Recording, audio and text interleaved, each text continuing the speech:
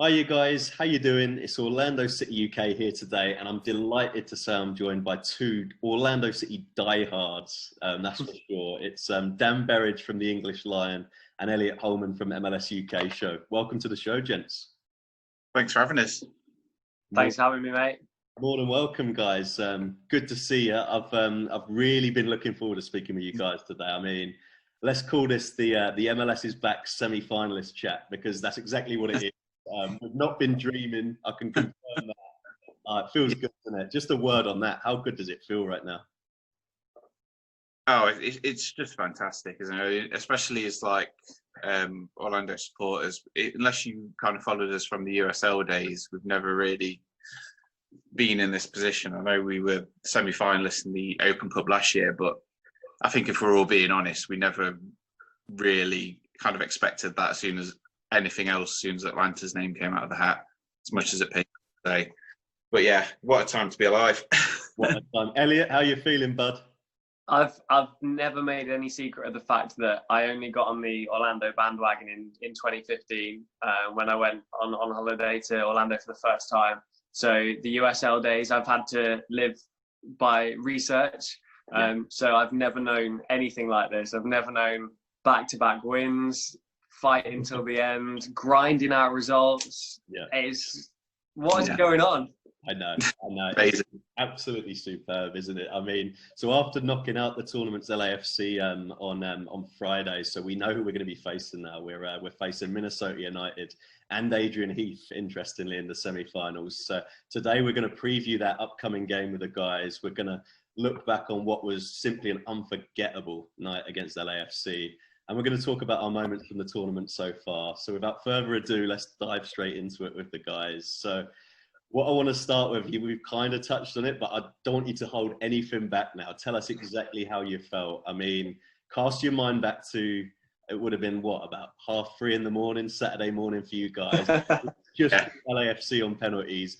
Nani's redeemed himself. Just describe that moment. Cast your mind back. Elliot. I actually sunk to the floor on that final penalty. I don't. You do weird things, don't you? I was pacing up and down. Bryony, my fiance, even got up to live through it as well. And I was pacing up and down. I was crouched, then I was stood up, then I was jumping, and then that final penalty.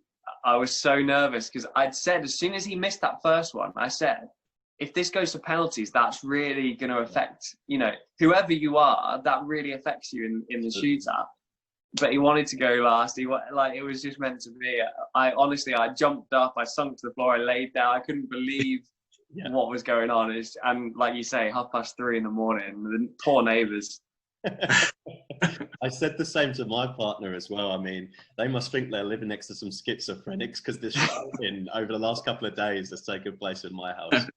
Man, Dan, what about you? How did you feel? Take your mind back a couple of days. It was honestly one of the finest achievements in my life. And I put it not that far behind the birth of my son, in terms of the fact that I was able to remain silent and still go crazy.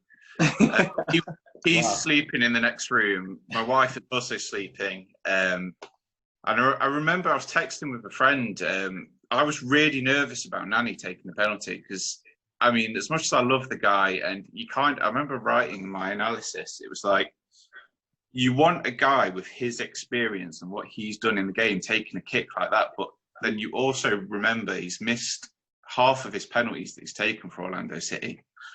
And having missed one that night as well, I was like, I was bricking it. So I was literally on my knees, and then when it went in, I was just silently fist pumping, ran around the living room twice, and didn't wake anyone up. So yeah, I was really proud of myself.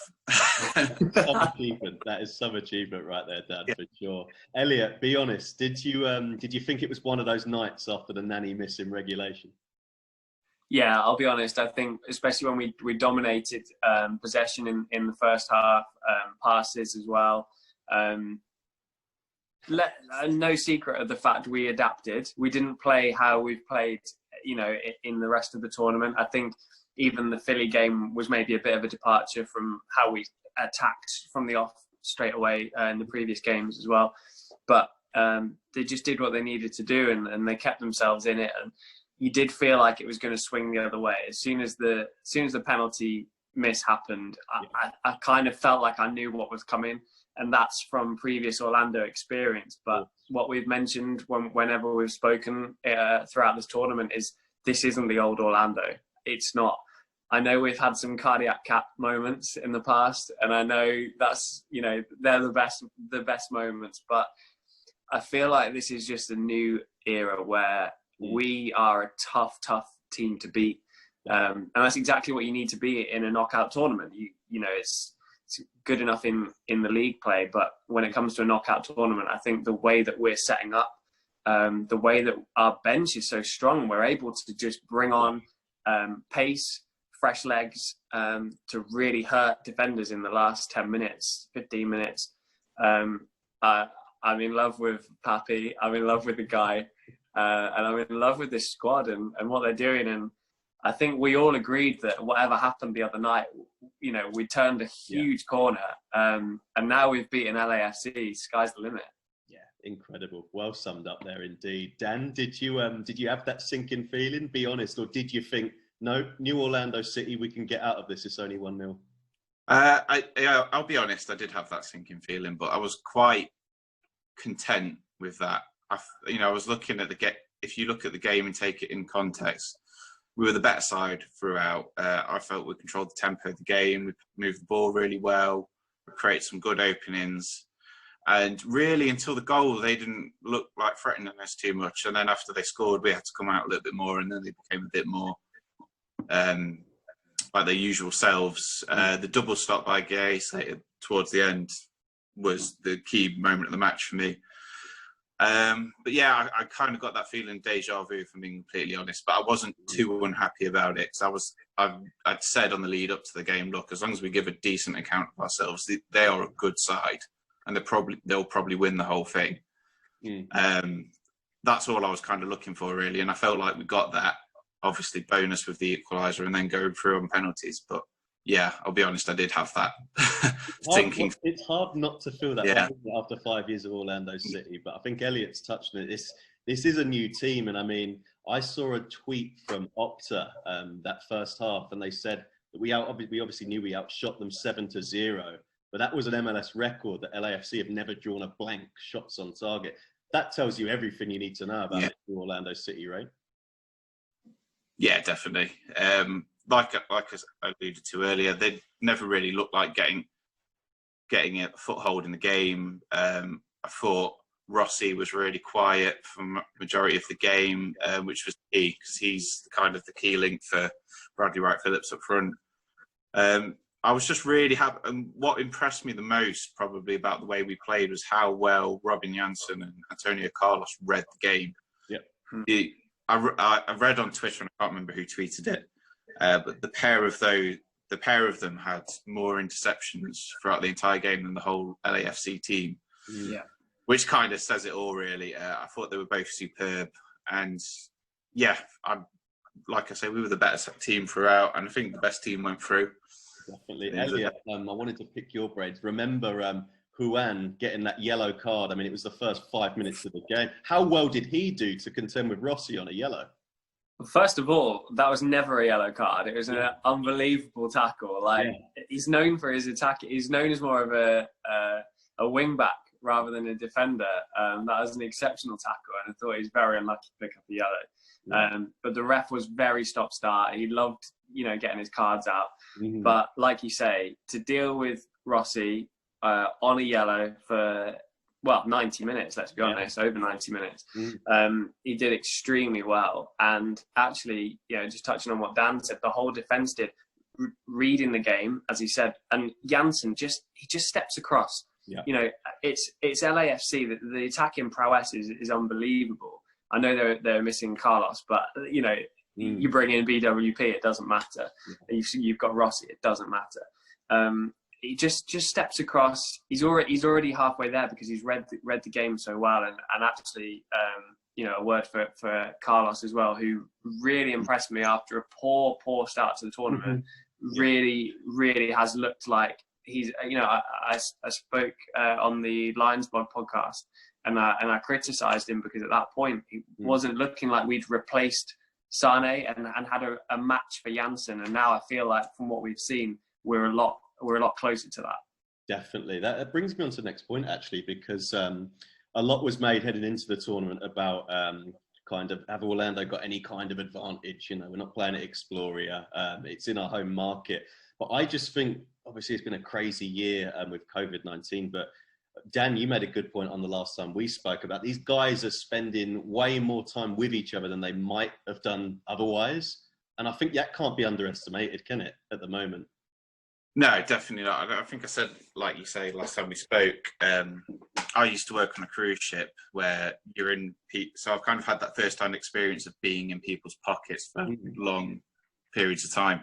And that's when you really get to know someone on a personal level. And like, especially in football, when the game with the other night is a perfect example. Your back's against the wall, you're 1-0 down, going into the final stretch of the game.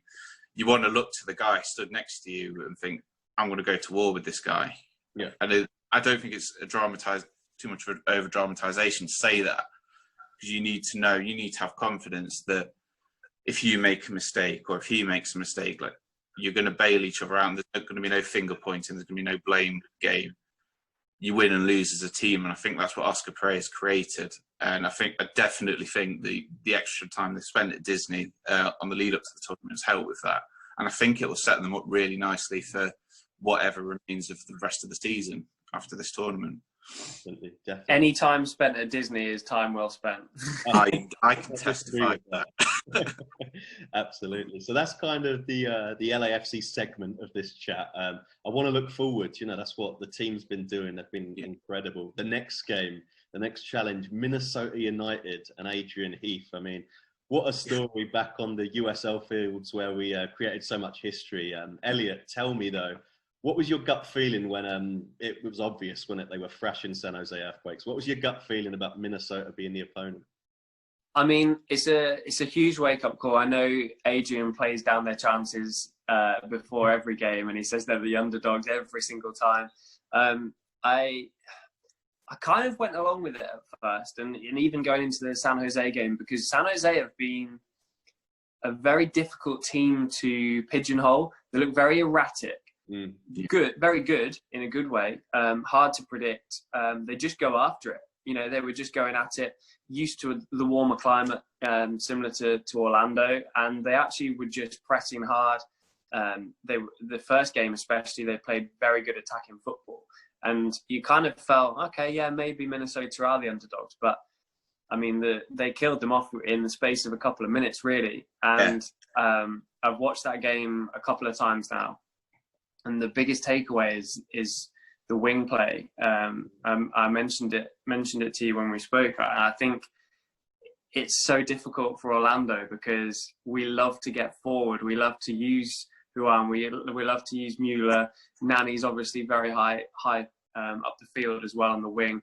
And Minnesota will hurt you on the wings. And that's exactly what we saw. There was a lack of organisation when the ball dropped in the box.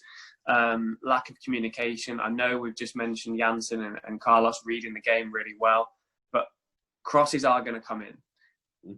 A lot of the balls are going to come into the box. A lot of dribbles are going to come into the box from the wings, because we naturally do push our wing backs. Maybe Juan more than Moutinho, but we do push them forward, and so I do feel like that is an area that we really need to watch. However, I'm thousands of miles away in the UK. The coach was actually there. He was watching it, and he's no fool. If I can spot it, he can spot it, and he will have been across it a lot better than me. So I'm sure he's got a plan. But they look very good going forward in a team like Philadelphia that maybe don't have huge stars, huge names.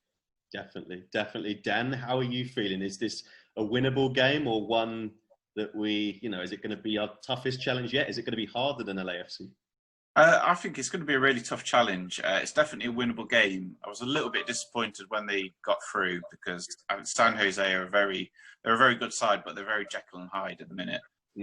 And particularly if you look at the way they were defending the other night, I think we would have really fancied our chances, but we have to fancy our chances in this game as well. And I think Minnesota are a really interesting team because they're quite happy for you to have the ball in front of them. Out of the 5 games so far in this tournament, they've had less than 50% of the ball in 4 of them.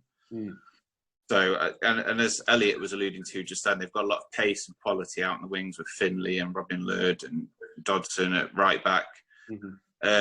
So I'm kind of expecting them to sit very deep and then kind of wait for those mistakes to come and then pounce and hit us on the counter attack. So I think Elliot's absolutely right. We're going to have to defend that really well. But at the same time, I think our system is set up to do that naturally, because you'll have the 2 sitting midfielders, Yuri and Mendes or whoever it is, and we all know Juan and Moutinho like to get forward whenever they can, and they'll kind of slot in, and so I think we're naturally set up to defend that anyway. Yeah, you both mentioned Ethan Finley there. He's hurt us in the past. Interesting sub note as well is Kevin Molino was on the bench against the Quakes, but he's obviously got a knock. Be interesting to see whether he plays any part. Adrian probably won't take the risk with him, but I just wonder whether we'll see Kevin as well.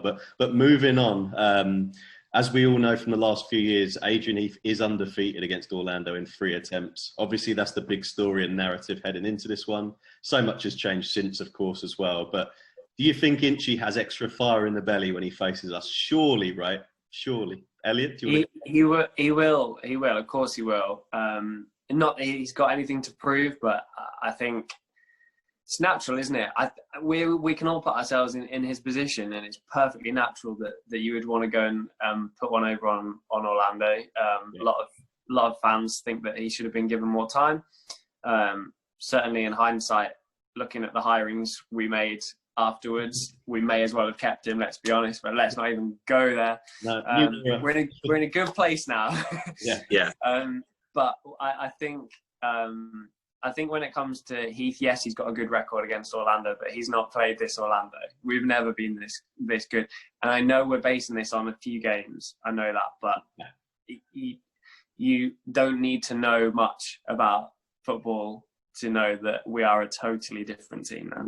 Definitely. That's kind of how I've been feeling the last couple of days, because it is tournament football. It's not been so many games, and we're all guilty of it, but I don't think we should be guilty of it. We all bang the drum. This is a new team, but honestly, they are, aren't they, Dan? Don't you think?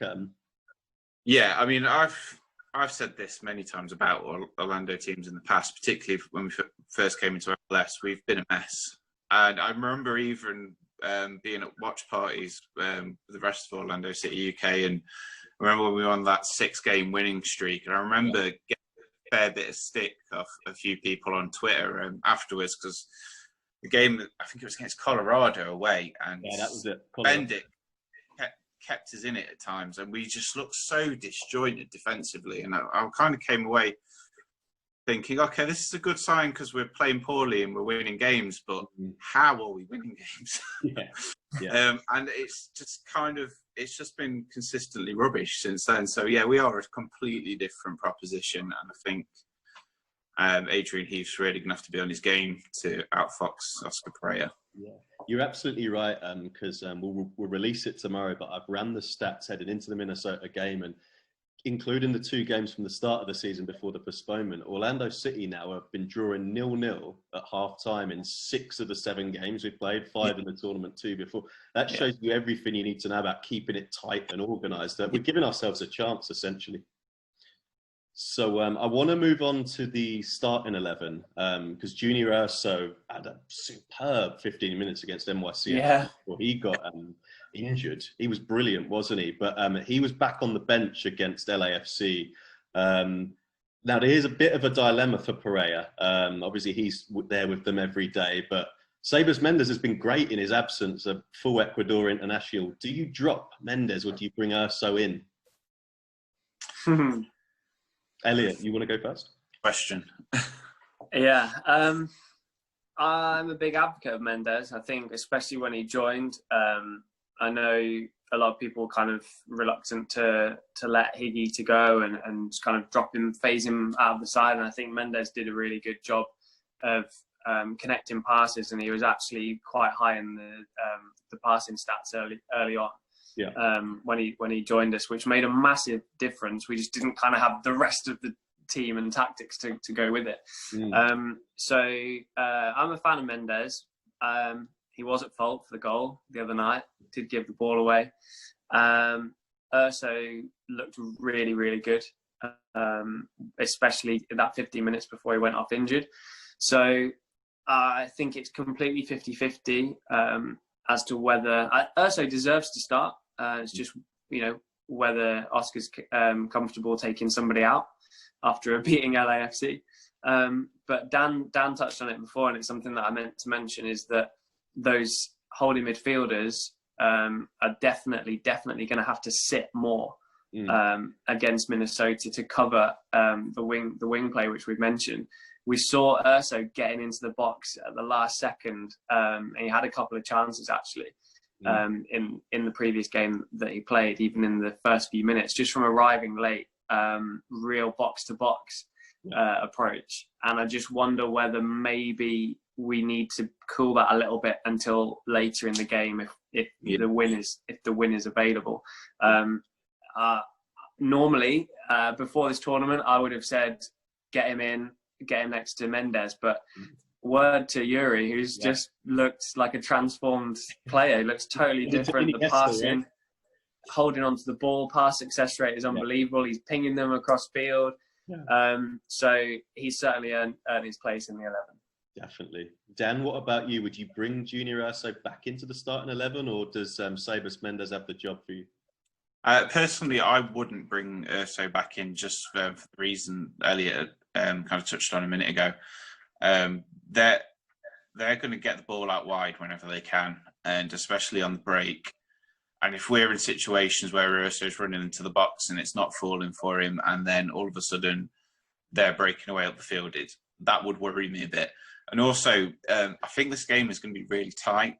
So I wouldn't be surprised if we're heading into sort of like the last 25, 30 minutes needing to score or wanting to break them down. And I feel like Urso would be a better option, bring on chasing a game or chasing a goal than perhaps Mendes would. Yeah. So I'd stay with Mendes personally. Definitely. But I'm not Oscar Freya. So. Before we move on to the third segment, I just want to say that there's magic in that tactics board, isn't there? Every time they pan the clips of him with the tactics board, I'm just like, yes, we're going to be all right. And how much do you love to see it as well? It's so old school, and it's a couple of times in this tournament he's maybe, I don't know whether it was that, but he's clearly changing something. Like, you don't need that if you're keeping the tactics the same as you set out at the start. You don't need that board. So he's clearly changing stuff on the fly, and it's changing games. And we saw him doing it with 5 minutes to go the other night. And what happens? We go and score. What a guy! What a guy! It's fantastic for the. We obviously know the guy knows his stuff, but to actually have visible evidence of him doing it, supporters love that stuff. I mean, we're from England, we eat that stuff up. So there's magic in that tactics board, as I say. But we've got around 10 or so minutes left. I just want to kind of reflect on the tournament as a whole. We know it's been absolutely fantastic, and we went into that LAFC game. I did personally. I'm sure you did too. By kind of summing it up, like, we've had an amazing tournament. If we go out, no matter what happens, the team has done us proud. We've obviously gone one step further. Who knows, we're 180 minutes away. But I want to cast your minds right back to the beginning against Inter Miami, because that was a night that was so special to me, to you, to all Orlando City fans. The manner of that victory. Was it that kickstarted this whole story for Orlando City, scoring late against the noisy neighbours, as it were? I forgot about Miami. I forgot they were a thing. I think it was crucial. I think we all know the importance of a derby game, a rivalry game in football, but I think that one was particularly important because we've been, I hate to say it, we've been steamrolled by Atlanta so many times, and that was a rivalry that was kind of cooked up. After first of all, MLS wanted us to have NYCFC, and then it was Atlanta, and now it's Miami. And I think Miami's the first one that I've actually been emotionally invested in. They're on our turf, in our state. and says me, he's thousands of miles away. But the trash talking's been going on for years. Claiming that they're going to get this player, that player, world class. They're currently on the Suarez bandwagon. Not happening. Yeah. In the same way that Griezmann didn't happen, and all the ones before. And it was very, very satisfying. They didn't put up much of a fight, and I think mentally, just going back to what you said, mentally that is huge, and it was a massive benefit for the rest of the tournament. Yes, Oscar's great. Yes, he knows what we're doing. We've got a decent roster, all in all. But I think that just gives you that extra 5%. I think it was a real statement of intent, and for that to be the first game ahead of what's now been a really successful tournament, you can't argue that against the fact that it was a massive help. Absolutely. I mean, us three, we're diehard Orlando City supporters, but I think what was so important about that Miami game is that you forget that there's so many casual soccer fans in Florida as well, and they've seen Miami. They obviously all know who David Beckham is, and we could have lost so many casual fans to Miami. It's one game, there's going to be a history beyond this, but it's just kind of reaffirmed, that we've been here for 5 years, much longer in USL, and, we're still the top dog. So that was delightful. Dan, I want to ask you a question. Obviously, we've earned 7 points towards the regular season as well. That can't be understated too. Are you confident under Pereira's direction now? We're waiting for the regular season to resume. We don't know how many games, stuff like that. But can we make it this season? I mean, it's going to be a shortened season. We know that.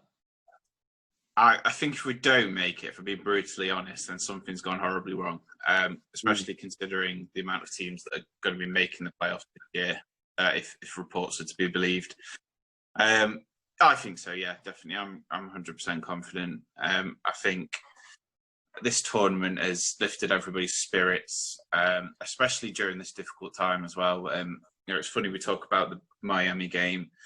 I think getting the win as late on as we did, kind of, if we don't get that goal, it's kind of like an iffy start to the tournament, and you're like, oh, it's okay, but it's not great.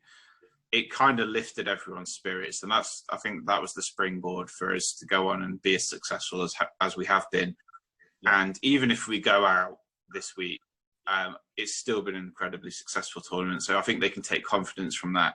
My only slight concern regarding that regular season and the playoffs is obviously we're down to the bare bones in terms of recognised strikers. So I think that's something that needs addressing. But if a player addresses that well, there's no reason why we can't make the playoffs and go reasonably far in them, to be honest. Definitely. You've mentioned the depth at striker then. Obviously, we've seen a couple of names over since lockdown linked with the Lions. Nothing really concrete, to be honest with you. But looking forward, I mean, we're 180 minutes away from winning it all. I mean, how incredible is it to pass all expectations? Just tell us, and this one's a free one to either of you, but what would Champions League qualification, but, silverware mean to Orlando City? Dan knows all about Champions Leagues with Forest, so I'll let him take this one. Yeah. Sadly, I wasn't alive to witness any of that.